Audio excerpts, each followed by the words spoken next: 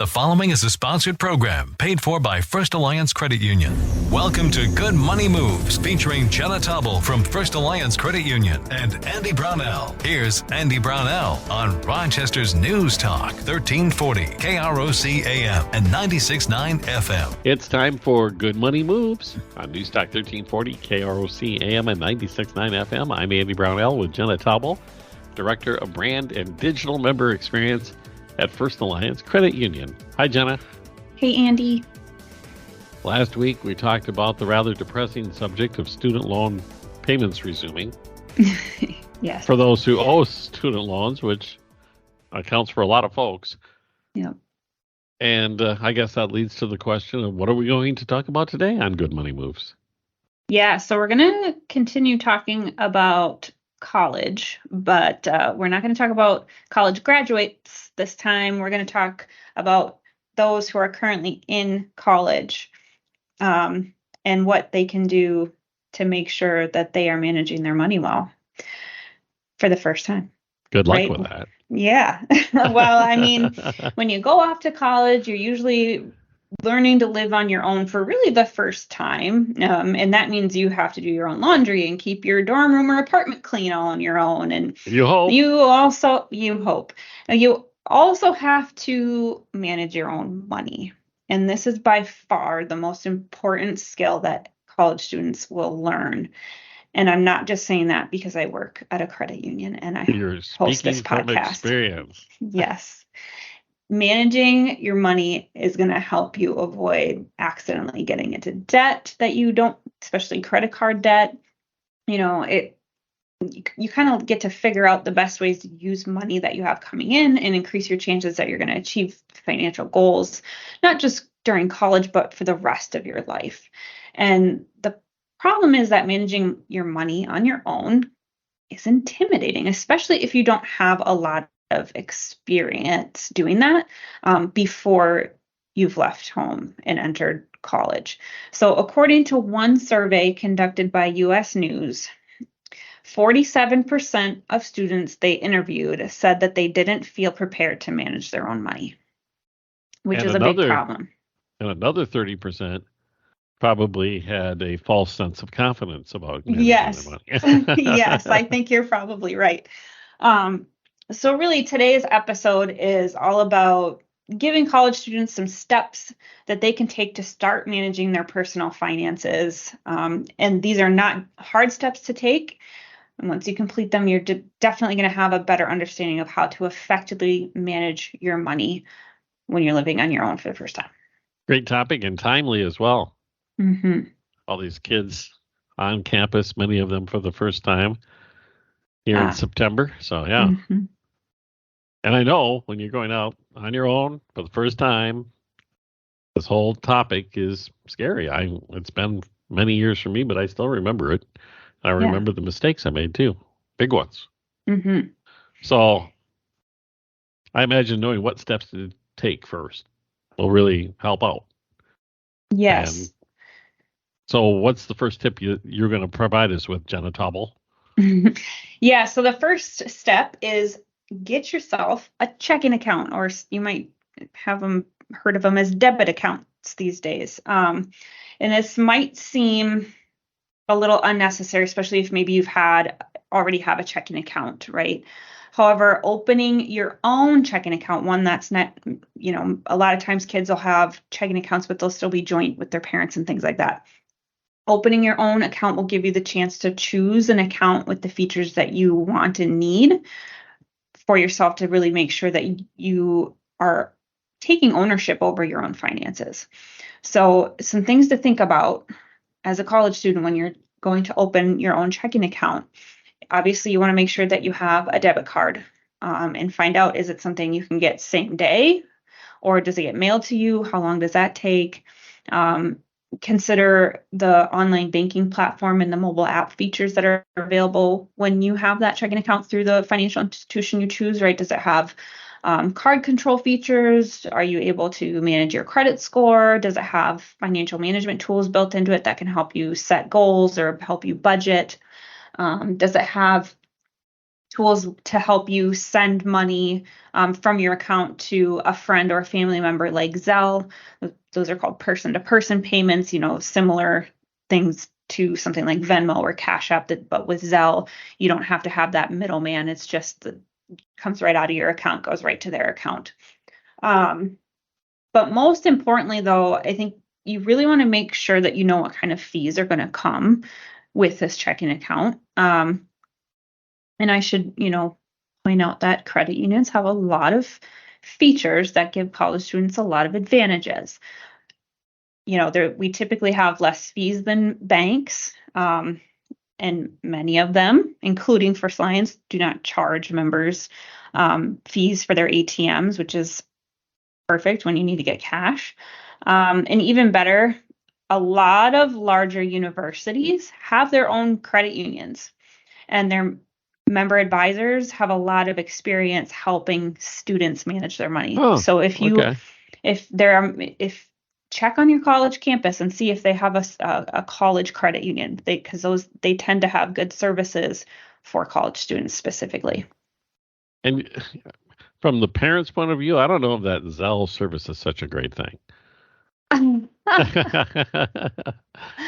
It's the end of the month, Dad. I'm out of money again. And it's instantaneous getting it to them. That's the part. It is. They enjoy that part immensely, I'm sure. Yeah. But yeah, also, man, no, I mean, it always was a hassle to try to get somebody. They got to eat. Yep. And they're a couple 100 miles away from you, perhaps. Mm-hmm. And yeah, you don't want to see your kid go hungry. You always give them the speech, though. Next month. Yeah. Make your money last longer. Yeah. Eat more ramen. Exactly. Back in our day, we had, okay. So what's the next step college students should be able to take to help out with their personal finances? Yeah. So the next step is make sure you are monitoring any student loans that you have taken out during your college career, even before you graduate, right? Almost 75% of students take out loans in order to get a bachelor's degree. And that means most students will owe thousands of dollars once they leave college. And while you don't have to pay off those loans until after you've graduated, in most cases, you have about a 6-month grace period after you've graduated to start making the payments, you need to keep track of how much you're borrowing while you're in college. And this tends to be really tough for college students, and no one likes to think about the money that they owe, and it's understandable if you don't want to ruin your college experience by stressing out about how much money you have borrowed to attend these classes and have a career, right? But here's the thing. When you know how much you've borrowed, you'll get a sense of perspective on the true cost of your education. Yeah. And you'll also have a lot of incentive to plan out what you'll do after you graduate, regardless of what field you're going into. You can kind of start to see what opportunities are available in your field, figure out how much you're likely to earn, even get a head start on getting your first job. And while you're kind of monitoring and paying attention to these different loans, you should also see how much interest you're going to be charged on these loans. So you'll want to see what type of repayment plans, like we talked about just in the last episode even, are open to you and what steps you can take if you do run into financial difficulties. So it's just really good to, again, be paying attention. How much are you borrowing in student loans? What are those repayments going to look like when you do graduate, so that you can start to mentally prepare yourself for those to kick in, especially if you're getting closer and closer to graduation. If this is maybe your last semester or two of college and you haven't really assessed that, you need to do that before you graduate.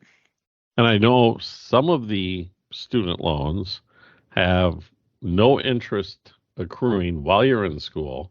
Correct. But there are others that the moment the payment goes out, the interest does start accruing. Yes. So you could be in school not making payments, and your interest rate payments are piling up. Yeah. Yeah. And again, there's big differences too between private loans and government loans. Right. So there, again, this is where we're not going to get into the nitty gritty of those, because again, that's a whole nother episode. possibly multiple to But understand the differences, but it's why it's important that you're paying attention to what type of loans you're taking out, because to your point, Andy, if you took out a private loan, you may not have that grace period. You may right. have to start paying on it while you're in school. You might not. It all depends on what loan you took out, who you took it out through. And the idea of keeping track of the amount of debt you're accruing while you're in school, I imagine Mm-hmm. you could choose a new path and perhaps a different major based upon what is happening because of the nightmare scenario of, as you pointed out last week, you're talking over 130 grand Yeah. for a 4-year degree out of the University of Minnesota. Mm-hmm. In order to justify that, you got to figure out what your annual salary needs to be Yeah. for whatever position it is you're pursuing. And perhaps basket weaving 101 was not a good major. Yeah, that's definitely one way to look at it. But you can also look at it too if maybe this first year you didn't have a lot of money ready to pay a large portion of your tuition up front, and so you had to borrow.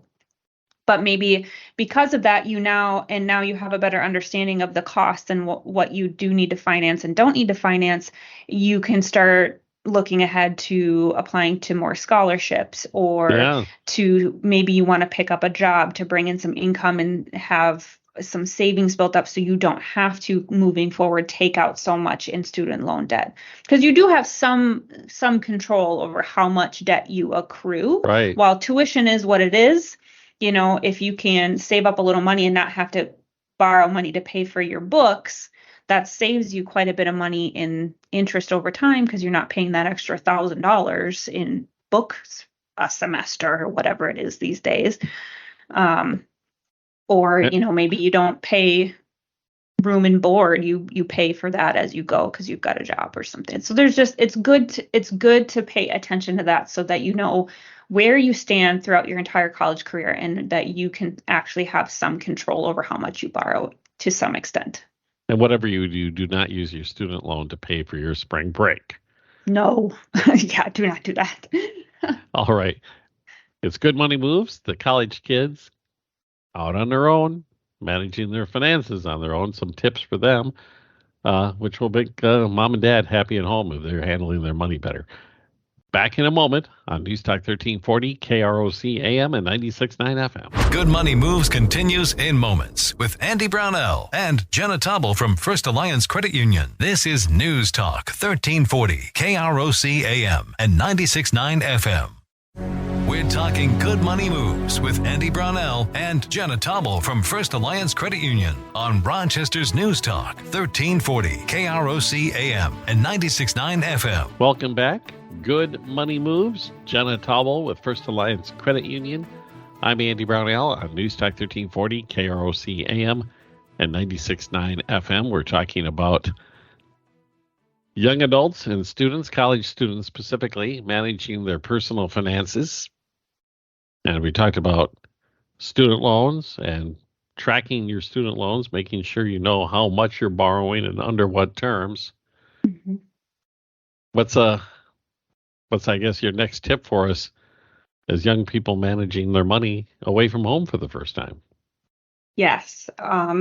We've talked about this many, many times on Good Money Moves, but you must make yourself a spending plan. And you might recall that that's also the term you can use for a budget, right? Spending plan just sounds nicer. So, right, instead of feeling like you're forced to spend all your money on boring things and never have any fun, when you say that you're creating a spending plan, you're putting yourself in the mindset of how you'll spend your money, not what you have to do, right? So putting it in that context, it helps you just feel good about making responsible choices, like paying for rent instead of impulse buys, or, even better, once you have a spending plan in place, you won't feel bad when you do spend money on something fun, because you'll know that all of your necessary expenses are covered already, and you don't have to worry about being late on rent because you spent too much at the local brewery or something. you'll also know what your priorities are, right? If you really would like to buy a new video game to play with your roommates, for instance, you can set that up as like a financial goal and set aside some money each month or 1 month if that's all it takes. But you know, okay, well, I'm going to spend this here, so that means I won't have funds to maybe do these other things, but this is really more important to me. And so it's helping you prioritize Sure. how you spend your money. It's still a budget, Jenna. It is a spending plan. Oh, I'm going to figure out a good T-shirt with somehow that'll be the theme of it. Good information. Now, you talked about the benefits of creating a spending plan, see? Mm-hmm. And the benefits that a spending plan gives you, Mm-hmm. especially when you're in college. What's the next tip? Yeah, and I kind of alluded to this a little bit earlier in the show, but it can be really advantageous for college students to get a part-time job. Getting a job gives you a chance to gain some work experience and start building up your resume. It's also an excellent way to earn some extra income. Typically, these jobs are not going to be glamorous, but you are at least paid for your time. But it is important to think about, no matter what job you take on, make sure that it's not going to interfere with your class schedule. While you're applying to the job, make sure you talk to the hiring manager to make sure that they understand that you're a student, that you may need to take time off to study or for exams, or spend extra time working on an important project, right? So, and most of the time, if you are on campus and you're in what a quote unquote college town, most employers are going to understand that. It's not going to be a weird thing to ask, but it's always good to put that out front and be open about it. I imagine that they have to be very flexible in college towns. Yes. What's the final tip? So this piece of advice might be a little controversial, but here it is. Get a credit card. I knew you were going to say that. And I'm going to be on the other side of the controversy and say absolutely not. But go ahead. Well, so the reason I say this is because credit cards can give you a lot of advantages when used responsibly. Keyword used responsibly, right? You can buy things you might otherwise not be able to afford in one go, right? I mean, you think about if you have a car and it breaks down, you may not have, when you're a college student, the funds you need right there to pay for that. So it's helpful to have a credit card in those types of situations. Good point. I'll give you that one. Or perhaps because you don't earn a lot of income, you may have some gaps in your between paychecks where you need to cover an important expense, right? So those are the things where it can be good as a backup, but definitely shouldn't be used as your main form of payment for everything unless you know you have the funds to pay everything off up front. But even more importantly, when used responsibly, they help you start to build up your credit score while you're still in college, which again has huge benefits down the road if you have a really solid credit score before you leave college. However, you do have to be careful when choosing and using a credit card, just no matter whether you're a college student or a retiree, right? You need to know how to manage that appropriately. And so when you're looking for a credit card, the two features you'll want to pay the most attention to are going to be the interest rate and any annual or other fees that go along with that card. As a college student, you are going to want to select a card that does not come with an annual fee. Credit cards with annual fees are very rarely worth it. It's essentially just an added expense that you're going to have to pay every year. So you want to look for a credit card with a low interest rate. So if you do have to keep a balance on it, that you aren't being charged high amounts of interest. I think interest rates right now on a lot of credit cards are 28, 30%, if not more. Oh my gosh. I thought it was 18 to 20. So, wow. Yeah, it's climbing. So it's important to know that credit card companies like to give you a lot of rewards and perks like that. You'll see 2% cash back on every purchase when you use their card or whatever. And these are nice things to have. right? And again, paying attention, that annual fee and the interest rate are much more important to pay attention to, since these will have the most impact on what you'll owe on your card.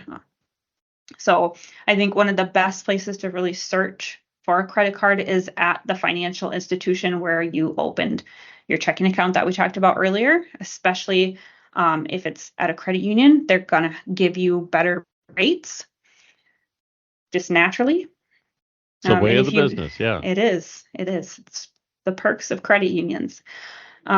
If you do this, you'll find that paying off your credit card is going to be a lot more convenient. It's going to be easier for you to make and afford those payments every month on your balance. And again, most credit unions have online banking or a mobile app where you can make your payments and manage it straight from there. So super convenient. Your point about building up a credit score is really valid. Yeah. And I know from my kids that because of me taking the opposite stance, they had work to do after school to get a credit rating. Yeah. To do all sorts of good things like buy homes and stuff like that. So yeah, that head start would be worthwhile. Yeah.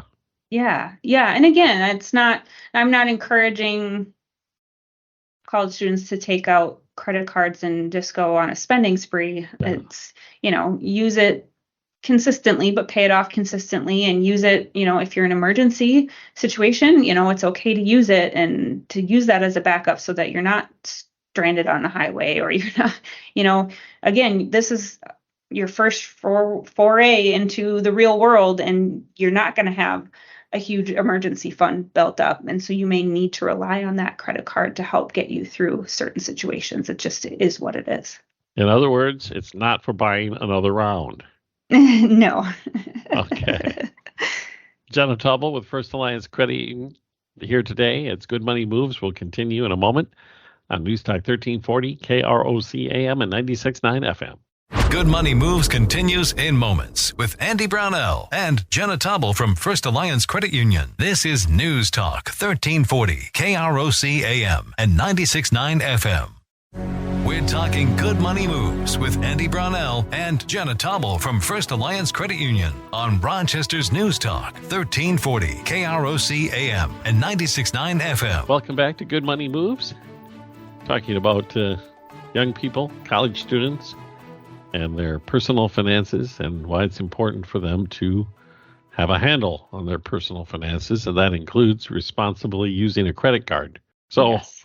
The kid's got the card. I shouldn't say kid. Young adult has the card. What should they know about using that credit card? Yes. So once you've received your credit card, start making small purchases and then paying that balance off right away. So that way you can get used to making payments on the card.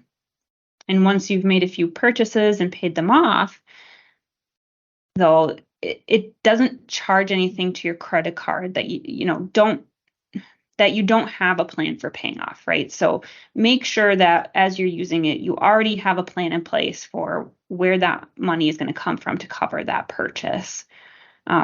Even if the plan is, over the next 3 months, I'm going to make $100 to pay this off, or whatever that looks like from your spending plan. Use it for ramen noodles.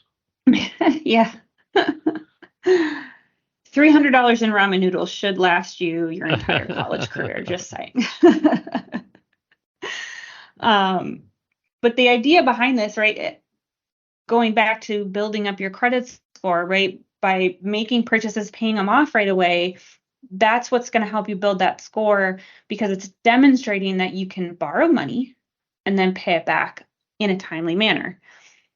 You'll also really start to develop a sense about what you should and should not use your card for based on how much money you have to pay it off, right? And this is important because as you graduate and your income increases, you'll be able to use your card more often and for more expensive things, but you'll also be able to do this without having to worry about how you're going to pay this money back. And so you are setting yourself up for long-term success in using a credit card responsibly by starting small. And, you'll know what it is that is within your power to really pay off immediately, right? Because you'll have that context. And if you can't pay it off immediately, you'll at least know how to put a plan in place to get your balance paid off in a reasonable time frame so that it's not lingering out there for years and years while you're just making minimum payments and you're getting nowhere. So it's okay to get a credit card, but start small, use it for little things and pay it off right away to help boost that credit score and get used to managing it responsibly, and just have that plan in place for how you're going to pay off any balances you put on there before you swipe it. It's directly tied in with your spending plan. Yes. So if it's on your budget, you should feel okay about using it to make the purchase because you have budgeted to pay it off. Yes. Okay. Fantastic information. Of course, Jenna, I feel like there's a lot more out there, especially the credit card business, course. and how to use them responsibly as a great tool, because that's what they are. They're a great financial tool. They're a tool. So where can I go to find out more info? Yes. As always, I encourage our listeners to visit our website, firstalliancecu.com. You can subscribe to our blog. We release new financial tips and advice every week. You can listen to past episodes of Good Money Moves at firstalliancecu.com/podcast or on kerocnews.com. You can also subscribe to Good Money Moves on Apple, Google, and Spotify. And if you love our show, please take a minute to leave us a review on your favorite podcasting platform. And of course, if you have a specific financial topic or a question that you would like us to cover or answer on an episode of Good Money Moves, please don't hesitate to send me an email at marketing@firstalliancecu.com. And of course, I strongly encourage you to reach out to our team at First Alliance Credit Union. They are here to help you start making good money moves today. That's First Alliance Credit Union, federally insured by NCUA and an equal housing lender. Jenna, thank you so much, and we'll do this again next week. Absolutely. It is Good Money Moves right here on News Talk 1340 KROC AM and 96.9 FM.